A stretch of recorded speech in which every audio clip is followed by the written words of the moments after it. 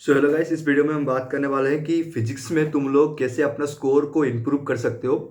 देखो यार, फर्स्ट चीज़ हम बात करने वाले हैं फर्स्ट पॉइंट की कि जब भी तुम कोचिंग जा रहे हो तो उस क्लास में ट्राई करो कि अपना 100% अटेंटिव के साथ सुनो वो क्लास, क्योंकि जो तुम क्लास में सीखते हो वो तुम घर आके नहीं सीख सकते। सो क्लास में अपना 100% अटेंशन दो, उस थियोरी को कंप्लीट समझो कि सर क्या पढ़ा रहे हो और उसके नोट्स लो। फिर घर आके उसको वापस रिवाइज करो उस नोट को। ठीक है। और सेकंड पॉइंट, अगर तुम कोचिंग में इन्वॉल्व नहीं हो, सेल्फ स्टडी कर रहे हो, ऑनलाइन ऑनलाइन भी तो एक कोचिंग ही है, वहां पे तुम लेक्चर सुनोगे टॉपिक के। अगर तुम मतलब कोई भी ऑनलाइन या फिर ऑफलाइन कोचिंग में इन्वॉल्व नहीं हो, सिर्फ सेल्फ स्टडी कर रहे हो, तो भी कोई टेंशन की बात नहीं है। तुम आराम से कोई भी कोचिंग की मॉड्यूल, क्योंकि देखो यार, केमिस्ट्री और बायोलॉजी में मैंने बोला था कि कोचिंग का मॉड्यूल इंपॉर्टेंट नहीं है, बट फिजिक्स के लिए वो इम्पोर्टेंट है। तो तुम कोई भी कोचिंग का मॉड्यूल खरीद सकते हो, या फिर ऑनलाइन बहुत सारे मटेरियल्स अवेलेबल है, तुम वो यूज कर सकते हो, या फिर कोई भी स्टैंडर्ड बुक खरीद सकते हो पढ़ने के लिए। ठीक है, उससे तुम पढ़ोगे। और एक बात, फिजिक्स को पढ़ने के बाद उसके जो फॉर्मूला है, तुम वो एक पेज में लिख लोगे, या फिर शॉर्ट बुक्स भी आती है जहाँ पे फॉर्मूला चार्ट्स दिए होते हैं, ऑनलाइन भी तुम्हें मिल जाएगा। मुझे कहोगे तो मैं भी डाल दूंगा, मेरे पास भी बहुत सारे हैं जब मैं प्रिपेयर करता था। तो तुम वहाँ से फॉर्मूलाज एक पेज में लिख लो अगर खुद लिखते हो तो, वरना तुम कहीं से भी बुक खरीद सकते हो फॉर्मूला की, या फिर ऑनलाइन से भी ला सकते हो। वो इंपॉर्टेंट है, दूसरी पॉइंट हो गया। ठीक है। तीसरा है क्वेश्चन प्रैक्टिस। क्वेश्चन प्रैक्टिस तुम्हें करना है, और no limit for question practice. तुम्हें क्वेश्चन प्रैक्टिस कब तक करना है? जब तक तुम्हारा वो टॉपिक परफेक्ट ना हो जाए, तब तक क्वेश्चन लगाना है तुम्हें। क्वेश्चन तुम्हें तीन पार्ट्स में लगाना है। फर्स्ट लगाना है तुम कोचिंग मॉड्यूल से लगाना है, सेकंड लगाना है पीवाईक्यू लगाना है, और थर्ड हो गया तुम्हारा जो भी टेस्ट दोगे। ये तीन चीज तुम्हें मिनिमम करनी है। मिनिमम तुम्हारे कोचिंग में एक टॉपिक खत्म हुआ तो उसका बुकलेट क्वेश्चन देते होगे घर में प्रैक्टिस करने के लिए, तो तुम वो करो। वो तो 100-200 क्वेश्चन आराम से हो जाएगा, वो करो। फिर उस टॉपिक के पीवाईक्यू करो, 10 साल के पीवाईक्यू हो गए। उसके बाद उसका जो टेस्ट होगा, वो टेस्ट में तुम्हें क्वेश्चन मिलेगा, तो वो तुम्हारा प्रैक्टिस हो गया एक तरीके से। सो ये तीन चीजें मिनिमम करनी है क्वेश्चन प्रैक्टिस के लिए। ठीक है, ये हो गया।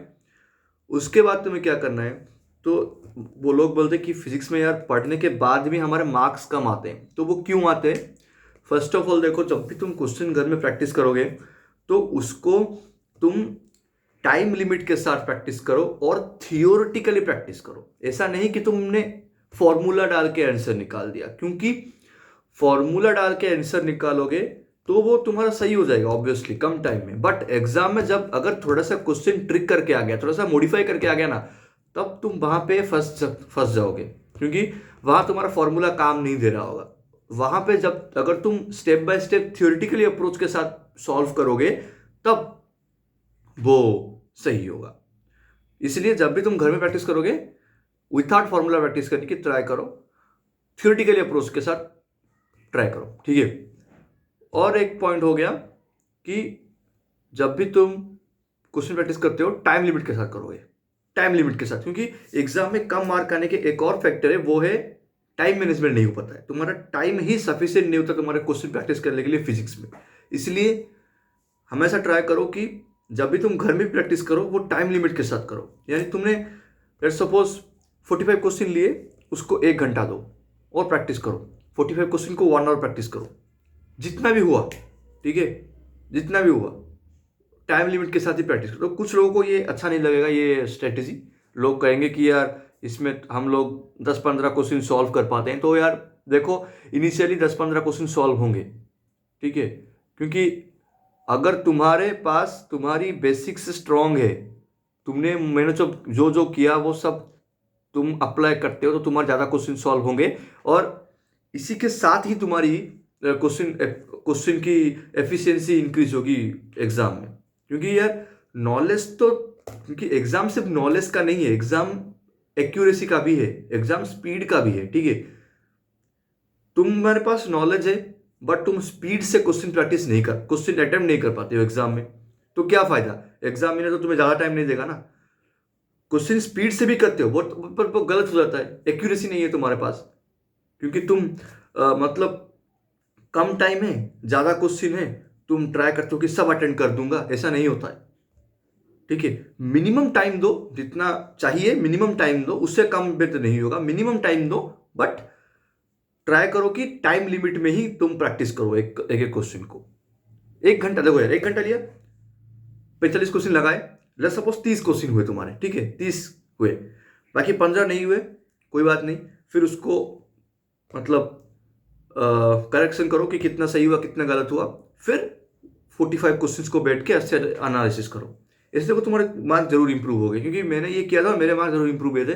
मेरे फर्स्ट टाइम फिजिक्स में नीट में 35 आए थे, 35, बिलीव कर रहे हो 35 आए थे, उसके बाद 150 आए, क्योंकि मैंने ये सब प्रैक्टिस किया था।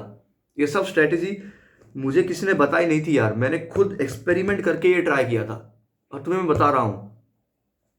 सो यही है फिजिक्स के लिए, ये 2-3 चीजें अगर तुम करोगे, और एनसीईआरटी भी इंपॉर्टेंट है, बट कुछ कुछ टॉपिक्स के लिए इंपॉर्टेंट है, जैसे हो गया तुम्हारा एसएचएम, जिसपे थ्योरी से, लाइक तुम्हारा एंटायर मॉडर्न फिजिक्स, उसमें से क्वेश्चन आता ही आता है नीट एनसीईआरटी से। मॉडर्न फिजिक्स हो गया, एसएचएम इन वेव्स हो गया, ठीक है, फिर तुम्हारा हो गया वो फर्स्ट चैप्टर्स, लाइक जो तुम्हारे सब फर्स्ट 2-3 चैप्टर्स हैं, I don't remember the name, but first 2-3 chapter है, वहाँ उससे भी क्वेश्चंस आता है। जो तुम्हारे एरर्स हो गए, एरर्स, उसमें क्वेश्चन आता है नीट में। सो यार हमारा टाइम एक आया था। सो ये कुछ चीज़ें हैं, अगर इनको ध्यान दोगे तो तुम्हारा स्कोर डेफिनेटली इंप्रूव होगा। So thank you for watching this video, see you in the next one, bye bye.